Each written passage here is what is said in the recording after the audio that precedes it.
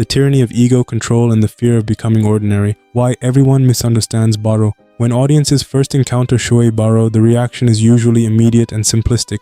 He is arrogant, he is loud, he is selfish, he is obsessive, he demands submission from everyone around him. He calls himself king. On the surface, Baro appears to embody one of anime's oldest archetypes, the tyrannical prodigy whose overwhelming talent is matched only by his overwhelming ego, a football narcissist, a gifted bully, a domineering striker obsessed with power, and Blue Lock deliberately encourages this interpretation. Baro is introduced not as a sympathetic figure but as a disruptive force. He dominates teammates, he refuses cooperation, he demands obedience. He treats football not as collaboration but as monarchy. His language is built around hierarchy. There are rulers and there are servants, there is the king, and everyone else exists to support him. At first glance, Baro appears psychologically transparent, an egoist, a narcissist, a control freak. But this interpretation misses something crucial, because Baro is not merely arrogant, he is afraid, and that fear defines everything. Underneath the screaming confidence lies one of the most psychologically fragile identities in Blue Lock.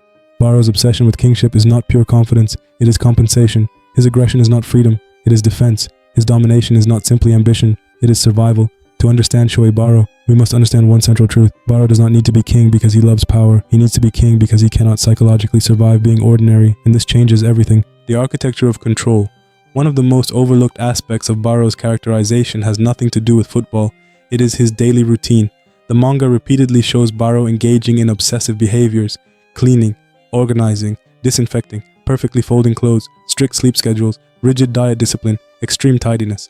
At first, these scenes are played for comedy. The intimidating king is revealed to be someone who panics over messes, but psychologically these moments are some of the most revealing windows into his mind. These are not random quirks, they are symptoms of something deeper. Baro demonstrates traits strongly associated with obsessive-compulsive personality organization, not necessarily clinical OCD in a diagnostic sense, but a psychological dependence on order. Why does this matter? Because obsession with external order often emerges when internal chaos feels threatening.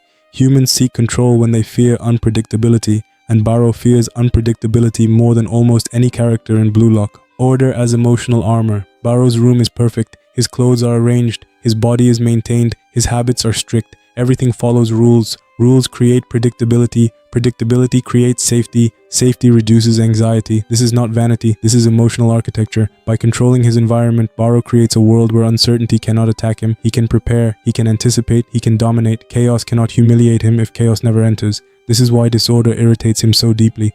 Mess is not merely unpleasant. Mess represents vulnerability, and vulnerability is unacceptable. Why football terrifies him. Now consider football. Football is chaos, 22 players, constant movement, unexpected variables, broken patterns, rapid adaptation, no perfect control, no certainty. For someone psychologically dependent on order, football should be unbearable. And yet Baro loves it. Why? Because he found a way to transform chaos into hierarchy. He invented the king persona. If the world cannot be controlled, then dominate it. If the game cannot be predicted, then force others to follow your script. Baro's kingship is his psychological solution to football's inherent uncertainty. He cannot organize the entire field physically, so he organizes it socially. He demands obedience. He becomes the center. He dictates movement. He imposes his will. By becoming king, Baro converts chaos into order. That is why he needs submission. It is not just ego gratification. It is emotional regulation. The fragile ego hidden beneath royalty. True confidence does not need constant declaration.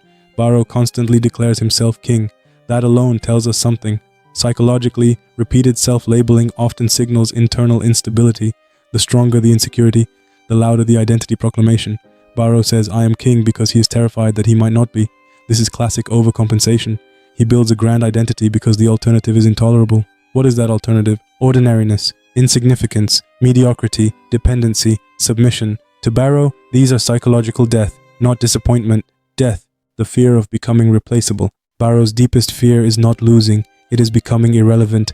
If someone else can score instead of him, what does that make him? If someone else dictates the flow, what does that make him? If he becomes one player among many, what remains of his identity? Nothing. And Baro knows this. His self-worth is fused with singularity.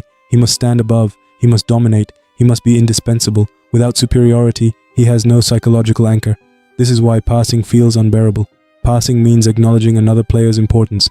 Passing means surrendering centrality. Passing means sharing authorship. Baro cannot tolerate this, because if the story is shared, he is no longer king. The Isagi catastrophe, the true beginning of Baro's psychological transformation, occurs during the second selection, when he encounters Yoichi Isagi at his most dangerous, not physically dangerous, psychologically dangerous, because Isagi sees Baro, not the king, the mechanism beneath the king, and then he breaks it.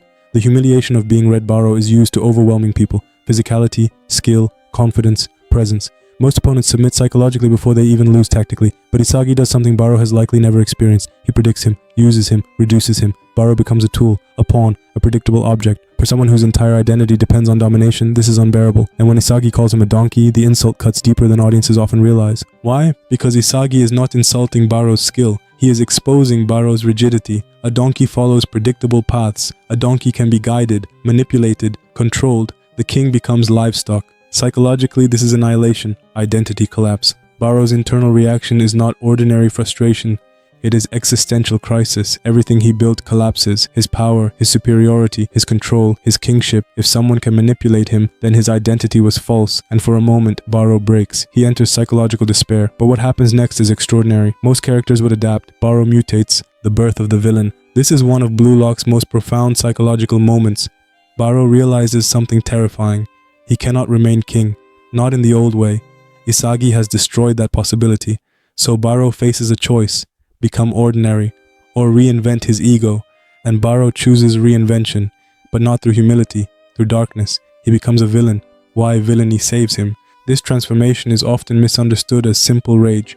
It is much deeper. Baro shifts his identity from "I must control the field" to "I will destroy whoever controls the field." This is revolutionary. Before, Baro needed order. Now, he weaponizes chaos. Before, he demanded obedience. Now, he attacks expectations. Before, he was king. Now, he becomes nightmare. This psychological adaptation is genius. If he cannot dominate the game directly, he can sabotage those who do. If Isagi controls the match, Baro can devour Isagi's blind spots. He becomes anti-order, anti-control, anti-hero, anti-system. And paradoxically, this frees him. For the first time, Baro evolves. Controlled chaos. Notice what makes this transformation fascinating. Baro does not abandon control entirely. He redirects it. He creates a new internal rule. I will always act according to my own hunger. That is still order. But now it is internal rather than external. He no longer needs everyone to obey. He only needs himself. This is psychological growth. And yet, it is incomplete, because the fear beneath it remains. Narcissism or survival mechanism. Many viewers call Baro narcissistic. And yes, he displays narcissistic traits. Grandiosity, superiority, entitlement, lack of cooperation, need for admiration. But true narcissism often hides profound vulnerability. Psychologists describe narcissistic defenses as protective structures shielding fragile self-worth. Baro fits this perfectly. He does not believe he is king because he is arrogant. He must believe it because the alternative is unbearable. Without greatness, who is he? Without dominance, what value does he have? Without fear from others, what protects him? Baro's ego is not luxury, it is armor. And armor only exists when something beneath it needs protection. The prison of kingship. Shoei Baro is not simply a powerful striker. He is a person trapped inside a self-created psychological monarchy. His obsession with control reveals fear. His arrogance reveals fragility. His domination reveals dependency.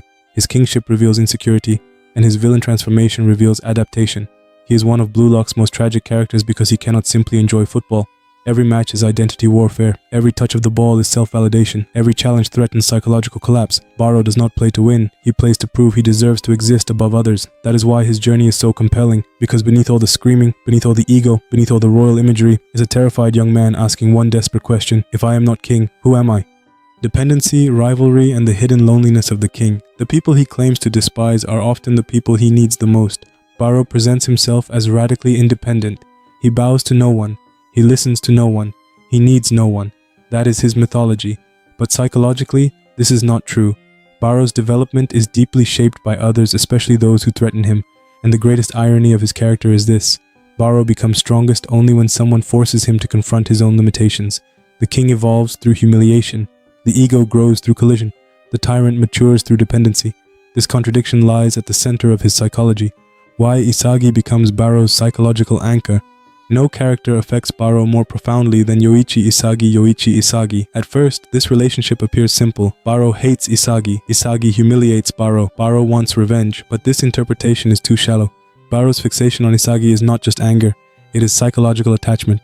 The person who saw through the armor. Most players react to Baro's presence the same way. They fear him. They admire him. They accommodate him. Even if they oppose him, they still acknowledge his power. This reinforces Baro's internal identity, king, ruler, center, necessary. But Isagi does something psychologically devastating. He sees Baro as usable, not terrifying, not majestic, not untouchable, usable. This distinction matters. To Isagi, Baro is not an identity. He is a variable, a moving piece on the tactical board, a weapon that can be redirected. For Baro, this is intolerable, because Isagi strips away his symbolic power. He reduces him to function, and yet this is also the first time Baro is truly understood. Hatred as recognition. Baro's obsession with Isagi resembles what psychology calls reactive attachment. Sometimes the people who challenge our self-concept most deeply become psychologically central to us. Why? Because they force us to evolve. Baro cannot ignore Isagi. He cannot dismiss him. He cannot emotionally detach. Every time Isagi grows, Baro notices. Every time Isagi adapts, Baro reacts. Every time Isagi surpasses expectations, Baro burns. This is not random rivalry. It is dependency. Isagi becomes Baro's benchmark, his irritation, his motivator, his mirror, and this creates a fascinating contradiction. Baro wants to defeat Isagi, but he also needs Isagi to exist. Without Isagi, Baro's growth slows. Without Isagi, Baro's ego has no pressure. Without Isagi, Baro risks stagnation. His enemy becomes his catalyst. The strange psychology of respect through conflict. Baro rarely expresses admiration.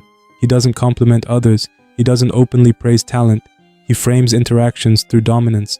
But if we observe carefully, Baro shows respect in a very unusual way. He respects people who refuse to submit. This tells us something profound. Baro does not actually want servants. He wants resistance. Why? Because resistance validates his strength. Defeating weak people means nothing. True kingship requires worthy opposition. This is why Baro is drawn, whether consciously or not, to players like Yoichi Isagi, Rin Itoshi, Meguru Bachira. These players do not orbit him. They impose themselves. And Baro, despite his pride, responds. Conflict as emotional connection. Baro struggles with normal intimacy. He does not easily connect. He does not openly communicate vulnerability. He does not ask for support. So how does he bond? Through competition, through challenge, through confrontation. For Baro, conflict becomes emotional language. When he clashes with Isagi, that is connection. When he attacks Rin's superiority, that is acknowledgement. When he refuses surrender, that is engagement. His relationships are built not through affection, but through resistance. This makes Baro emotionally isolated, but not emotionally empty. The inferiority complex he cannot admit. One of Baro's most hidden psychological wounds is his inferiority complex. This sounds contradictory. How can someone so arrogant feel inferior? The answer lies in overcompensation. People who loudly assert superiority are often fighting private feelings of inadequacy. Baro's arrogance may be strongest precisely because his self-doubt is strongest, and nowhere is this clearer than in his relationship to Rin Itoshi. Rin represents everything Baro cannot control. Rin's dominance threatens Baro in a unique way. Why? Because Rin's superiority appears effortless. Baro fights to impose control. Rin simply possesses it. Baro forces presence. Rin naturally commands it.